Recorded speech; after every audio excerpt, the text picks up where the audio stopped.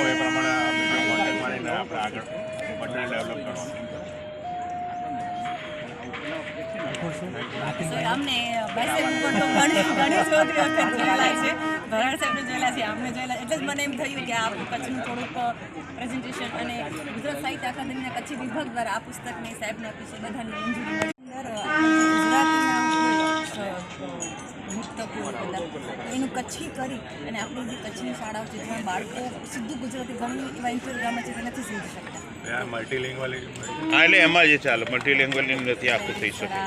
લોકલનું કેટલા વાગે? 11 વાગ્યા હતા રાતના, પછી 12 વાગે તો આવી ગયા નજીક જ છે, પણ આ સર બહુ જ સારી વ્યવસ્થા. નમસ્કાર, મારું નામ કૃપા નાકર છે.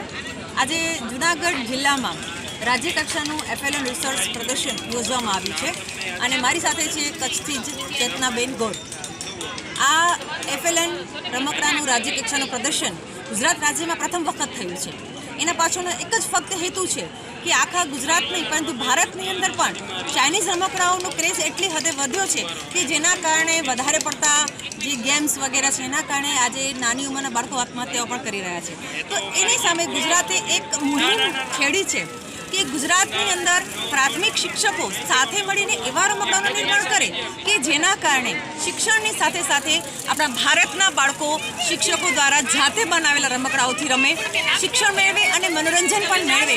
એટલે GCRT દ્વારા આ આખી ગુજરાત રાજ્યમાં આ મુહિમ ચલાવવામાં આવી છે અને કચ્છથી અહીં જુનાગઢ જિલ્લામાં ચાંપરડાની અંદર અમે લોકો અહીં પ્રેઝન્ટેશન કરવા આવ્યા છીએ. એ પણ અમારા માટે એક સુંદર તક છે જેના બદલ અમે કચ્છ ડાયટનો ખૂબ ખૂબ આભાર વ્યક્ત કરીએ છીએ.